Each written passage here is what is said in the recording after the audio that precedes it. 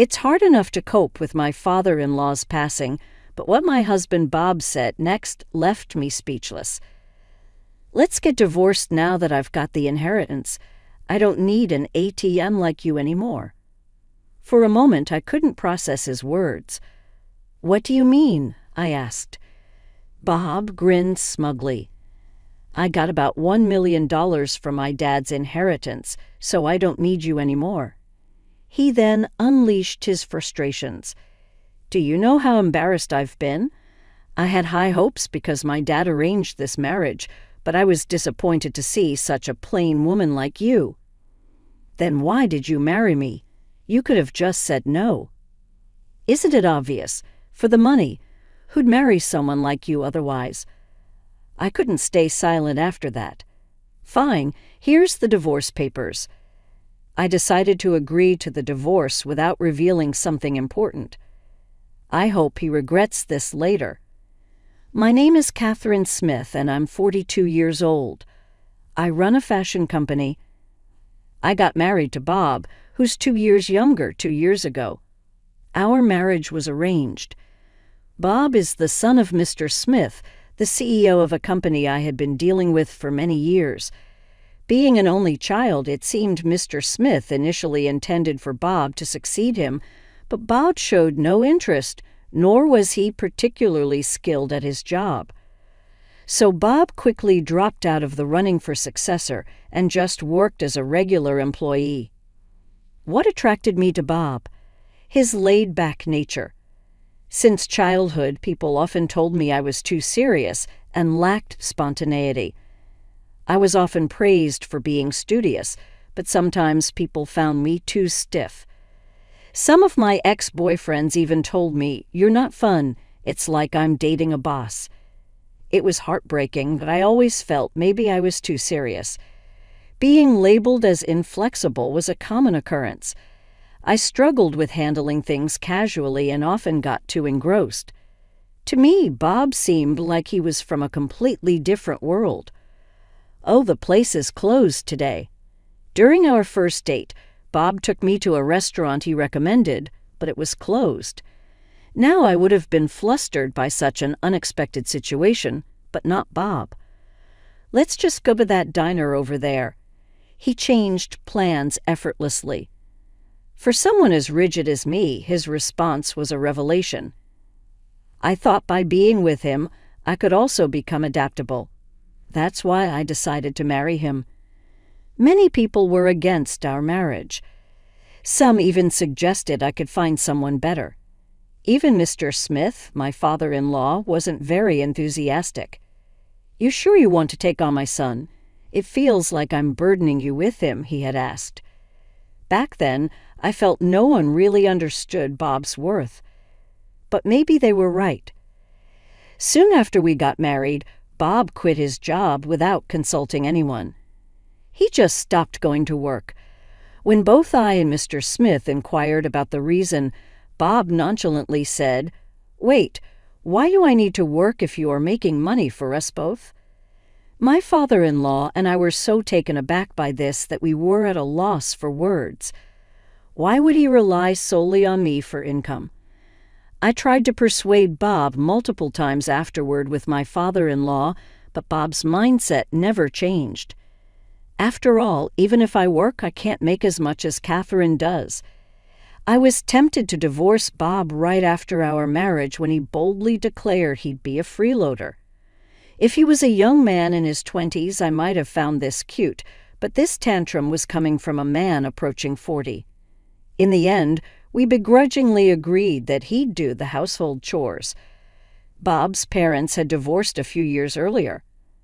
Apparently, before the divorce, Bob's mother wasn't particularly good at housework. She couldn't do anything, so I never learned anything from her. It seemed like Bob was making excuses, blaming his mother for his lack of domestic skills. True to his word at first, Bob was clueless about housework, but with persistent praise and guidance, he managed to handle basic tasks. However, that doesn't mean he became exceptionally good at it.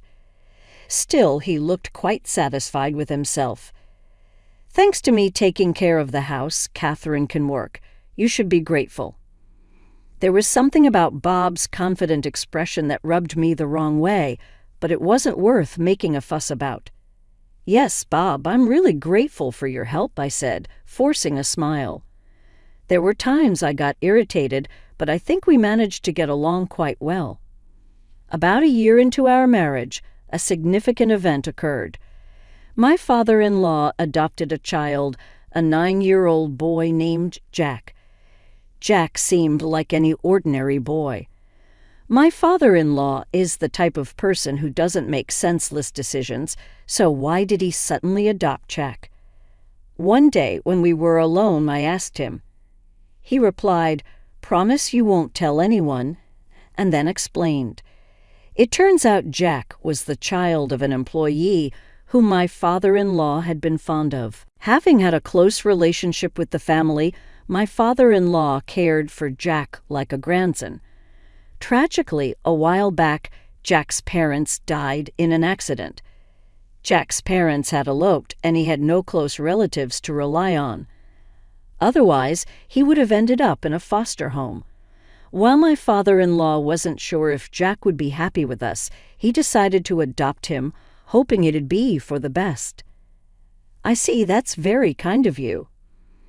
Although Bob and I didn't have children, we had quite a bit of freedom. Please rely on me if you need anything. Upon hearing this, my father-in-law smiled warmly. After that, thankfully, my father-in-law relied on me from time to time, just as I had asked. On nights when he absolutely couldn't make it back from work or when he had pressing commitments, I took care of Jack. At first, Jack was a bit apprehensive, but he warmed up quickly. He's either very friendly or trying hard to fit in. Thinking about it made me feel somewhat emotional. Bob, on the other hand, wasn't thrilled about the situation. It seemed he wasn't exactly welcoming toward Jack. I could understand his mixed feelings, knowing his father took in a stranger, but when I tried talking to Bob, it turned out he had a completely different concern. Adopting him? What's he thinking? This is going to cut into my inheritance. I was hoping to get everything. I couldn't believe my ears. Bob wasn't feeling conflicted about Jack. He was worried about the inheritance. I'm going to talk to Dad about this. I'm not cool with it. One day, Bob said this and went to confront his father. When he returned after a while, to my surprise, he was in a strangely good mood. I cautiously asked a smiling Bob, "How did it go?" He replied, "Oh, it's all good. My share isn't changing." Huh, what do you mean? I always thought that even an adopted child like Jack had the same inheritance rights as a biological child. What's going on here? Noticing my confusion, Bob smugly explained, "Dad's making Jack give up his inheritance rights. Makes sense, I'm his only son after all." Could the father-in-law who spoke of Jack with such affection really plan on leaving him nothing after his passing? Something didn't sit right with me. I wasn't convinced, but Bob said with relief, "I'm glad. Well, if my father-in-law says so, there must be a reason behind it. Either way, he is still in his 60s. We probably won't be dealing with any inheritance for a while. In fact, it seems more likely that I divorce Bob before my father-in-law passes away." I was nonchalantly pondering such thoughts. However, that moment came much sooner than expected. A year later, my father-in-law was involved in an accident and never came back. I never thought I'd say goodbye to him so soon. I've known my father-in-law longer than I've known Bob. He was a respectable man, both in his professional and private life. After hearing the news, I was overcome with a sense of loss, and tears wouldn't stop flowing. My eyes heavy from crying and my head throbbing, I forced myself to prepare for the funeral. Bob was the main mourner, but he didn't seem to be grieving. He just seemed distant. His father had passed away so suddenly. Perhaps Bob was in such shock that it didn't feel real. I had to step up and make preparations to bid farewell to my father-in-law on behalf of Bob. I felt like crying, but somehow held back during the funeral. As hard as it was for me, seeing Jack cry was the most heartbreaking. Throughout it all, Bob didn't shed a single tear. That's when I began to find his behavior peculiar. Rather than grieving, Bob seemed restless or even giddy. Some time after the commotion, the reason became clear. "Bob, isn't something off with you? Aren't you sad about your dad's passing?"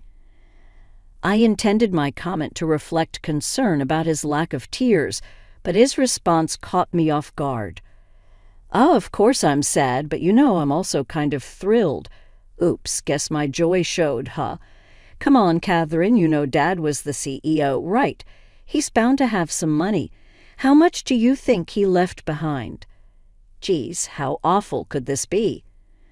I had thought Bob was just zoning out, but from before the funeral up to now, he hadn't been mourning his father at all, but grinning thinking about the inheritance. "What on earth are you thinking?" "Well, think about it. We're divorced and my mom doesn't have any of it. I'm his only blood child. Jack, being adopted, won't inherit anything, so all the inheritance is mine. You think I can't be thrilled about that?" Bob had a face that looked like he was about to burst into laughter any moment. Seeing that face made me feel like I was going to slap him. That's how much Bob's face had relaxed. He was truly delighted from the bottom of his heart that my stepfather had passed away. "I can't believe it. Say whatever you want." I just wanted to leave right then, but before that, there was something I had to tell Bob about Jack. Now that my stepfather's gone, I've temporarily asked Bob to keep Jack at our place, but if things continue like this, Jack will have to go to a foster home. In that case, I want to raise Jack with my own hands. That's what I was thinking about. Jack: "Yeah, you're going to take him in? Sounds good to me." I was surprised by how easily Bob agreed, and he continued with a smile. "After all, what you do, Catherine, has absolutely nothing to do with me anymore." Then he held up a single piece of paper to me. It was a green paper, a divorce paper. "What's this?" Confused, I asked, and Bob crisply replied, "Let's get a divorce. Now that I've got the inheritance, I don't need my personal ATM. You anymore." For a moment, I didn't understand what Bob was saying. Did he just call me an ATM and even say I'm no longer needed?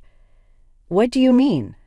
When I asked, Bob smirked and proudly told me, "I got around $1 million from my dad's inheritance, so I don't need you anymore." Bob continued, "With this much, I don't have to work anymore. I don't need to please you. I don't have to bother with tedious chores.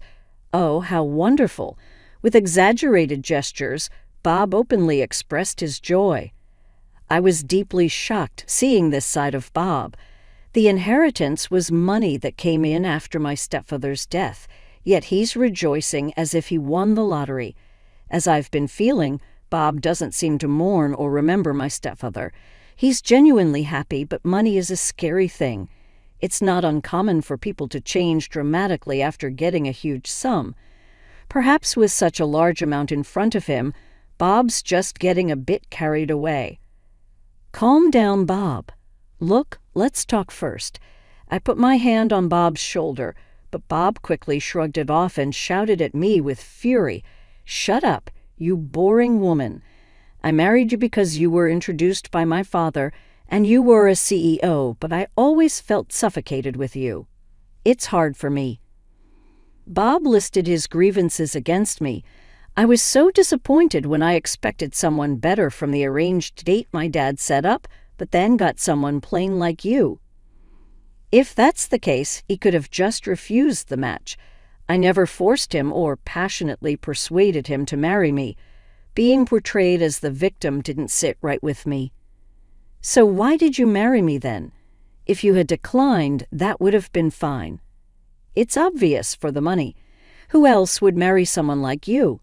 Bob laughed at me, mocking. "Basically, he married me for my wealth. Bob started with, "It's been a while, so I guess it's safe to say," and revealed a shocking fact. I had a significant debt. My dad said if I changed my ways and devoted myself to you, he would pay it off.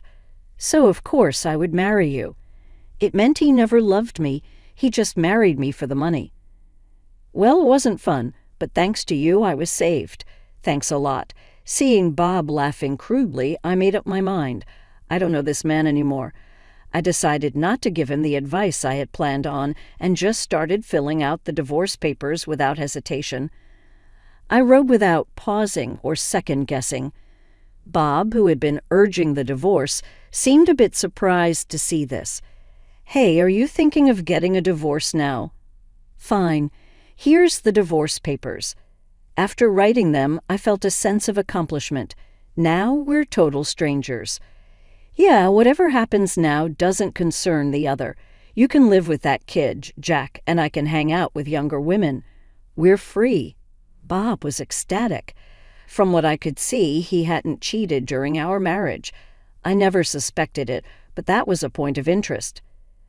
But Bob, if you were this happy about it, you should have divorced sooner. I had my reasons. I wanted the money. Bob carelessly stuffed the divorce papers into his bag and left the house in a hurry. I didn't feel right staying in the house where I'd lived with Bob. I was thinking of starting fresh somewhere new with Jack. This seemed like a good time to sell the house and move. I'd love to live close to my parents' place. I think it would help both Jack and me. Jack will have to transfer schools, but he said that's okay. It's a bit sad, but now we can look for a new place without any reservations. Finding a new place was a bit of a challenge, but after some thought, I made a choice. The main deciding factors were the short distance to my parents and the great location. It's pricey, but considering Jack, I think it's the best property out there. Jack accompanied me to view the property, and his eyes lit up at the sight of the luxurious house. It's spacious and elaborately decorated. There's plenty of storage, which was a concern of mine, and surprisingly, it even came with a pool. Honestly, I didn't need a pool, but seeing Jack's excitement made it worth it. Wow, this is amazing. It would have been fine for me to live anywhere, but seeing him happy was what mattered most. And so we moved. It took a while for both Jack and me to adjust, but eventually, our new house became a comforting place. Around that time, I got a call from Bob. He seemed desperate and said he wanted to meet and apologize. Immediately, I had an idea why he'd suddenly say that. I could have ignored him, but since he was so insistent, I decided to meet. I left Jack with my mother and headed to the diner I had specified. Bob had arrived earlier. He was sitting in a corner booth, looking pale and on the verge of tears. "Catherine." I gave Bob a cold look as he stood up upon seeing me. "What do you want, Bob? We're supposed to be strangers now." "Don't say that. The truth is my dad had debts. Damn, I never thought he'd." "So what? You inherited $1 million, right? Just pay it off." No, the debts, they're more than the inheritance. It seemed the debt exceeded the $1 million inheritance. So after inheriting both the assets and the liabilities, Bob was now saddled with debt. I didn't know I'd inherit the debt too. Bob looked defeated. "Please, Catherine, you must have some savings. We were married once. Please help me out." He pleaded with a flattering smile. Did Bob even remember what he said before? "After all the times you belittled me, even calling me an ATM, who would want to help you now?" It was audacious of him to contact me. He'd said over the phone that he wanted to apologize, but he hasn't done so yet. "You really regretted our marriage, didn't you?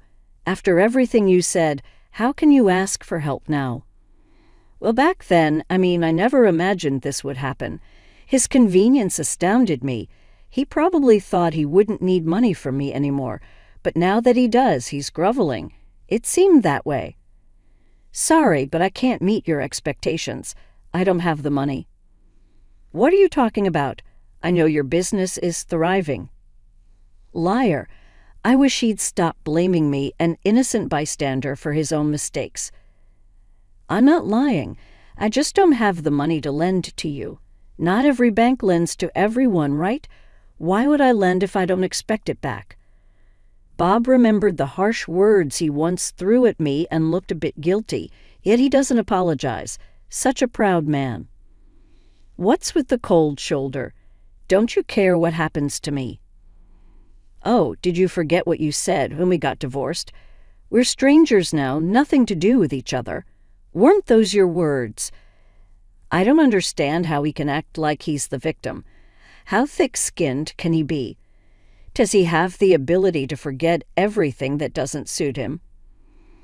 I wish I had recorded what he said back then and could play it back to him. I might have said something like that, but I didn't mean it. I never imagined things would turn out this way. Bob leaned on the table, looking sad. I thought about the life insurance, but my dad's lawyer said I'm not the beneficiary. Oh, really? I laughed at his statement, which made Bob look at me in shock.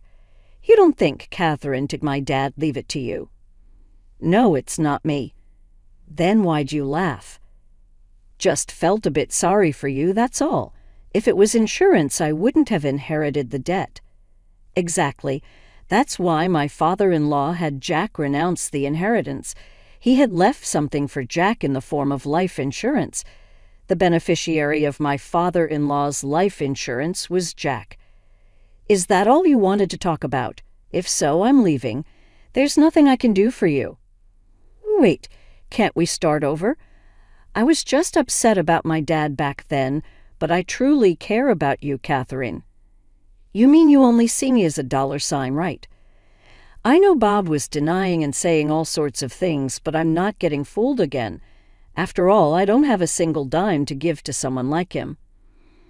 Well, someone important is waiting for me at home. With that, I left the diner. I could hear Bob crying out in a pitiful manner, but to me it was just noise. I need to hurry home. Jack might be hungry, or maybe he got something from his grandma. I quickly headed to the subway station. As for Bob, I heard he's working multiple part-time jobs to pay off his debts. With no work experience, qualifications, or motivation, he couldn't get a full-time job anywhere. I once saw him working at a convenience store while I was on my way to a client. He looked much older and thinner, quite shocking. Bob, who had been living off others, was now facing the consequences. There's no sympathy for him. On the other hand, I'm living peacefully with Jack. We even argue sometimes now. It's saddening when Jack ignores me after a fight, but I try to see it as a sign that he's opening up to me. I plan to support him until he can stand on his own 2 feet. That's probably what my father-in-law wished for, and it's my goal in life now.